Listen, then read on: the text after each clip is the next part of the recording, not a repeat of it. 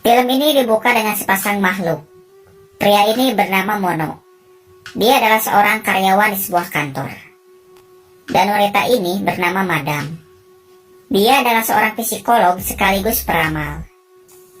Di sini Mono curhat tentang masa lalunya yang sangat membagongkan sekali.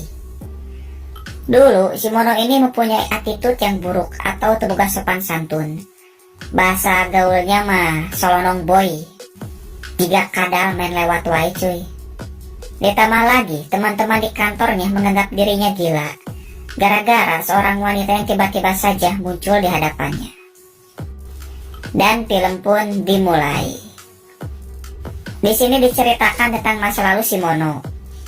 Saat baru keluar dari lift, dia tidak sengaja ngadupak seorang wanita yang membuat bukunya jatuh. Tapi si Mono tidak membantunya dan langsung pergi begitu saja. Ya, jika kadal.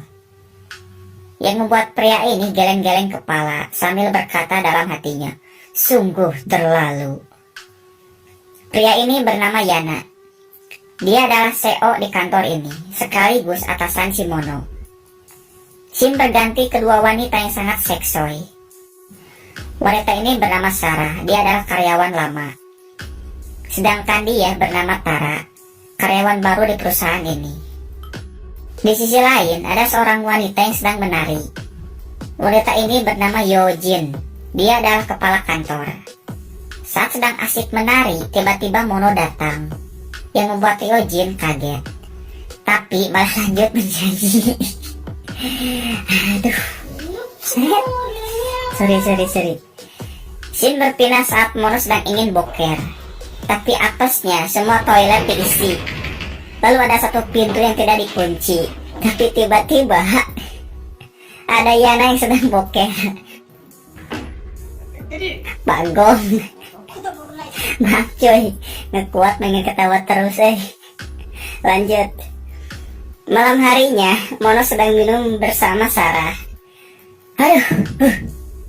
Yes, bang seri waisyat Dan tidak lama setelah itu mereka pergi ke hotel untuk melakukan pengencotan. Setelah selesai dan akan pulang, tiba-tiba saja Mono jadi beteng karena sudah makan sebelah ceker. Dia pun lalu pergi ke toilet. Tapi lagi-lagi semua pintu toilet terkunci. Apes-apes gimana Tapi tiba-tiba ada cahaya dari dalam salah satu toilet. Dan pintu itu pun terbuka. Dan di dalamnya ada seorang wanita cantik sambil membawa tongkat. Mono lalu bertanya, kamu siapa? Wanita ini menjawab bahwa dirinya adalah seorang peri. Tapi Mono tidak percaya. Ya elah, mana mungkin ada peri muncul dari dalam toilet. Ya juga sih. Karena nggak tahan, Mono menyuruhnya untuk keluar. Dan akhirnya Mono pun bisa boker dengan tenang. Peri ini bilang bahwa dirinya akan datang setiap kali Mono berperilaku sopan. Setelah selesai, Mono lalu menemui Yojin. Saat masuk ruangan, lagi-lagi si Yojin sedang menari. Mono menanyakan tentang peri itu pada Yojin, tapi Yojin tidak tahu apapun. Yojin lalu menyuruh Mono untuk memberikan berkas kepada CEO Yana. Saat masuk ruangan Yana, dia kaget ternyata di dalam ruangan Yana ada si peri. Mono heran kenapa kamu ada di ruangan ini. Peri ini lalu menjelaskan bahwa setiap Mono mengetuk pintu, dirinya akan datang. Dan jika tidak mengetuk pintu, dirinya tidak akan datang. Mono yang tidak percaya lalu kembali keluar. Dan masuk lagi ke dalam, tapi tidak mengetuk pintu.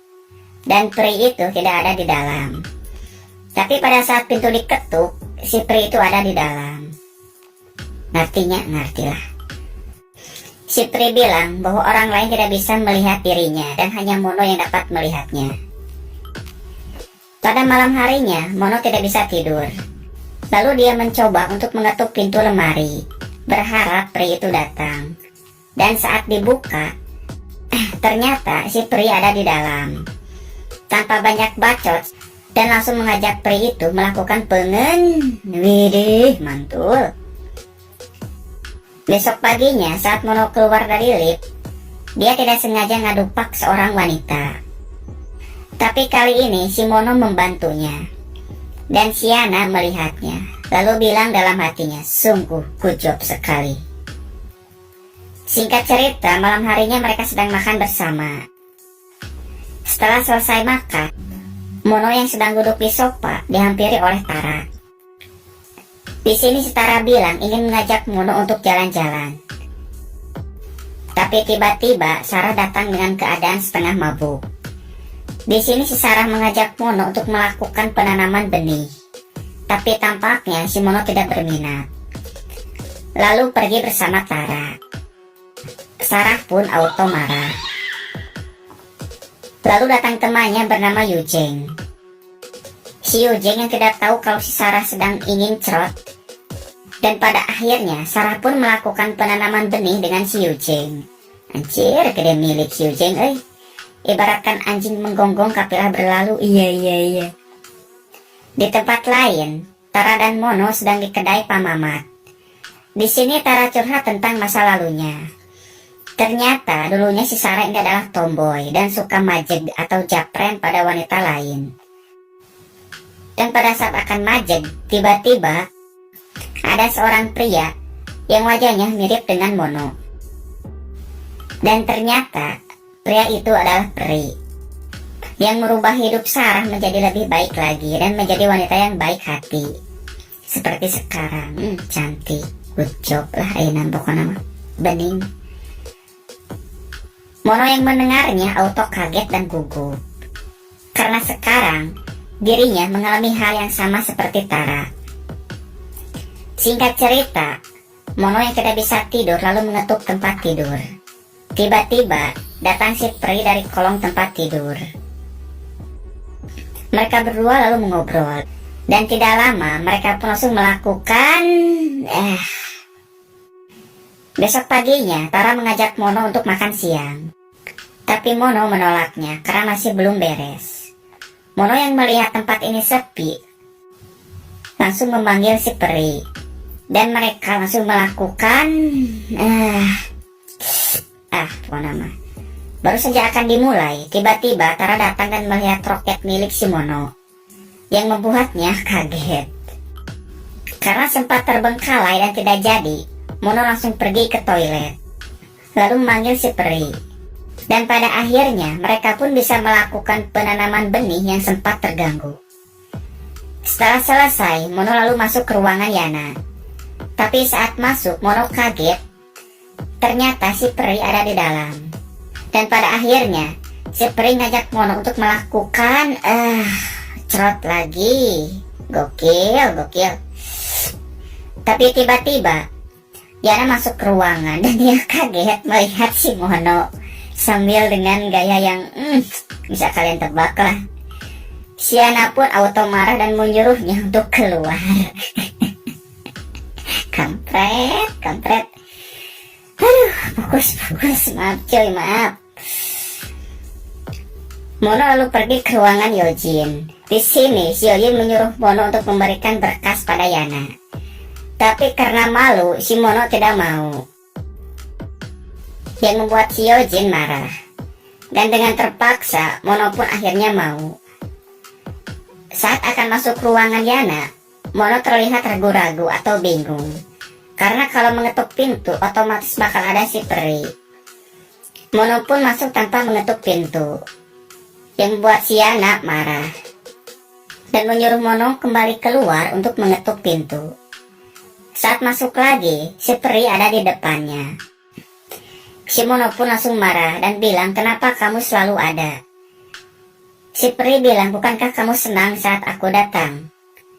Mono lalu berkata, gara-gara kamu, diriku jadi dapat masalah di kantor. Dan orang-orang menganggap aku gila. Dan tadi sengaja atau karena emosi, Mono bilang bahwa dirinya tidak ingin lagi melihat si peri. Dan dengan terpaksa, si peri itu pun langsung pamit untuk pergi. Singkat cerita, saat di rumah, Mono terus memikirkan si peri dengan mengetuk semua benda berharap peri itu bisa datang lagi. Tapi semua itu hanyalah sia-sia saja. Mono pun menyesal karena telah mengusirnya untuk pergi. Mono lalu curhat pada Tara tentang semuanya. Karena dulu si Tara ini mengalami hal yang sama, Tara menyuruh Mono untuk pergi ke seorang psikolog sekaligus peramal. Kembali ke masa sekarang. Lah, tadi masa naon ya? Ada tadi orang ngomong masa naon coba? Masa kini atau masa Saat Mono curhat pada Madam, lalu datang Tara untuk menemani Mono, dan film pun tamat.